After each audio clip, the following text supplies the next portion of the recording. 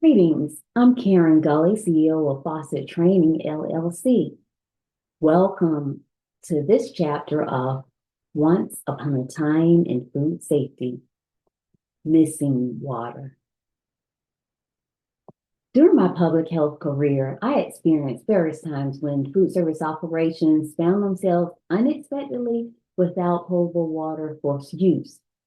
Just as you'd think, an approved water supply is required by food service regulations in order to operate. So such events lasting more than 2 hours resulted in many facilities having to cease operations until potable water was restored, all because they did not have an approved emergency operations plan in place. Oftentimes, while in the position of food program manager, I would be contacted by operators during a water interruption event to see if a plan the operator had quickly put together in response could be submitted for approval so that they could resume operation. However, during an event is not the time to seek a plan approval. Since beginning my consulting career even, one of the first clients I assisted during the permitting process for their facility found themselves without water due to the breakage of old water lines in their building shortly after they got approval to open. Not long after that occurrence, water service was again interrupted to the same facility due to the public water main breaking in their area.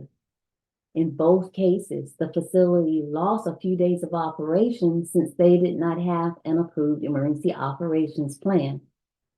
I've heard many food service operators say that they thought such an occurrence would never happen in their case until it did. Don't let this be your story.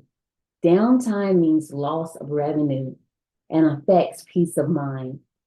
Contact FAWSIT via our FAWSIT.training website to begin the preparation of a plan designed with your facility in mind that can be submitted for regulatory review and approval. As always, please like and share our FAWSIT Training social media pages. Thanks for taking the time out to share with us and for thinking food safety. We'll see you next time. Bye.